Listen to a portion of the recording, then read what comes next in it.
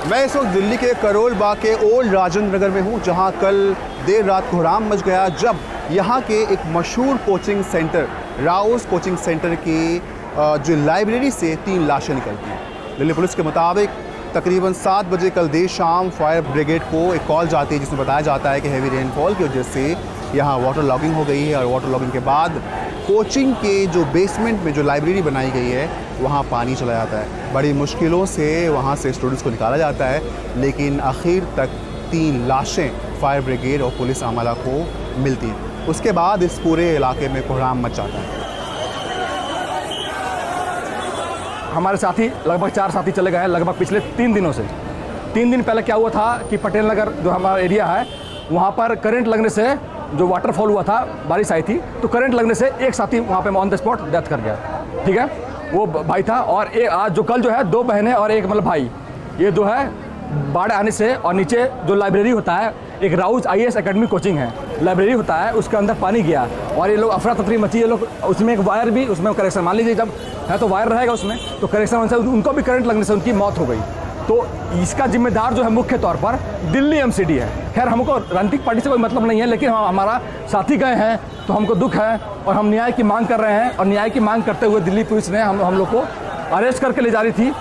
हम लोग को आश्वासन ये दिया जा रहा है कि जो राउस IAS एकेडमी है वहाँ का जो कोचिंग संचालक है उनको अरेस्ट किया गया फिलहाल, लेकिन हम लोग मौखिक आश्वासन से नहीं मानने वाले हैं। हम लोग को लिखित दे दिल्ली पुलिस, वरना जो है हम अनिश्चित काल के लिए धरना करेंगे बैठकर। ये हम लोग की मांग है।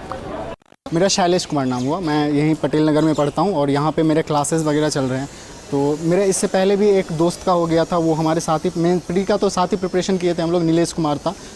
3-4 दिन पहले की घटना है, वो भी बारिश में इलेक्ट्रिसिटी से मर गया, बारिश का मतलब डेथ हो गया उनका। और आज ये घटना हुई है इनका, मतलब आज तो मतलब 3 गवर्नमेंट रिपोर्ट है 3, लेकिन 3 हम लोग का जैसे एज अ कन्वेंस है, जो मतलब इससे ज़्यादा कैजुअलिटीज़ हुई है, क्योंकि बहुत सारे दोस्तों को हमने जाना है जो अभी तक मिसिंग है। मतलब आप सोचिए कि मतलब आज आपने पेरेंट्स से बात की है और कल सुबह उनको आपको पता चलता है, उनको फ़ोन जाता है कि आपका बच्चा नहीं है, तो कैसा लगेगा? बहुत मतलब वैसे ही हमारा एजुकेशन सिस्टम ऑलरेडी इतना पैथेटिक है, हमें वो क्रिटिकल थिंकिंग वो सब एस्पेक्ट्स नहीं सिखाए जाते हैं, हमारे पेपर्स लीक हो रहे हैं और ऊपर से अब जान का भी खतरा है। अपने लिए देख रही है ना गवर्नमेंट, अपना उनकी फैसिलिटी चली चाहिए, उनको AC में रहना है, उनको अच्छी गाड़ी वगैरह सब कुछ चाहिए उनको, वो पार्लियामेंट बना रहे हैं। लेकिन यहाँ जो यूथ फेस कर रहा है डेली लाइफ में, मतलब हमारी तो जॉब की भी सिक्योरिटी नहीं है। सिविल सिस्टम काफ़ी लंबे टाइम से दिल्ली में डेवलप नहीं हुआ है, MCD में उस पर काम नहीं किया है। अब कोचिंग इंडस्ट्री ऐसी जगह पे आ गई है जहाँ पे एक इंसिडेंट ने उस चीज़ को और मतलब फोर फ्रंट पे ला दिया। ये इंसिडेंट कोई नया नहीं है, जैसे इस चीज़ को हम लोग पटेल नगर, कीर्ति नगर जगहों पे देखें तो हम लोग पाते हैं कि वहाँ पे भी ऐसी चीज़ें हैं। इंडस्ट्री के पास बहुत पैसा है, 1.75 से 1.72 लाख में पर स्टूडेंट की फ़ीस होती है, तो उस फीस के अकॉर्डिंगली आप ऐड कर लीजिए ना कि 1500 बच्चे 1600 बच्चे बैच पे बैच चलता जाता है, तो वो पैसे तो ऑब्वियसली आ रहे हैं ना। और एक बैच मान के चलिए आप GS का चल रहा है, अलग बैच ऑप्शनल का चल रहा है, एक CSAT का चल रहा है, एक मेंटोरशिप प्रोग्राम चल रहा है, different type of program, different type of money and different type of पैसे तो बहुत है, मतलब कहना इसमें कुछ भी नहीं होगा। पहला सवाल यही होता है कि जो टैक्सेस हम दे रहे हैं हमारी सुविधाओं के लिए, वो एक्चुअली जा कहाँ रहे हैं। दूसरा सवाल ये है कि जो इतना करप्शन हो रहा है, पैसे के बल पे बड़ी बड़ी बातें छुपाई जा रही है, वो क्यों हो रहा है। और तीसरा सवाल ये है कि जिस तरह से आज देखा जा रहा है कि हमारे देश में IAS IPS ऑफिसर्स की आवश्यकता बहुत ज़्यादा है, रिक्वायरमेंट बढ़ गई है, तो हम उसी की प्रिपरेशन कर रहे हैं, उसी चीज़ में जाने के लिए पढ़ रहे हैं। तो वेयर इज़ आवर सेफ्टी?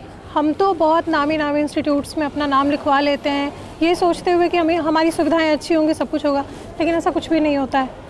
और मतलब कि अनप्रेडिक्टेबल चीज़ें होती है। किसी ने भी ये नहीं एक्सपेक्ट करा होगा कि वो 12 फीट पानी वहाँ पे आ जाएगा और दम घुटने से जान चली जाएगी। प्रोटेस्ट में बैठे स्टूडेंट्स से क्वेश्चंस उठा रहे हैं कि खरबों रुपए जो टैक्सेस में पैसे जमा होते हैं वो आखिर किन के लिए? अगर प्रोजेक्ट्स में बड़े इंफ्रास्ट्रक्चर में पैसे खर्च हो सकते हैं तो नालों की सफाई में पैसे खर्च क्यों नहीं होते? आखिर MCD कहाँ सो जाती है? हर बारिश के मौसम में आखिर दिल्ली में तूफ़ान कहाँ से आ जाता है? और जब यहाँ रेनफॉल होता है तो यहाँ सड़कें तैरती हुई नज़र क्यों आती? ये सवालात है जो यहाँ के स्टूडेंट्स उठा रहे हैं और वो बहुत नाराज़ हैं एडमिनिस्ट्रेशन से, जो कह रहे हैं कि जिस सिस्टम में वो जाना चाहते हैं वही सिस्टम उनके साथ नाइंसाफ़ी कर रहे हैं। वीडियो जर्नलिस्ट सोहेल भट्ट के साथ वीओ इंडिया के लिए सूर्य प्रकाश।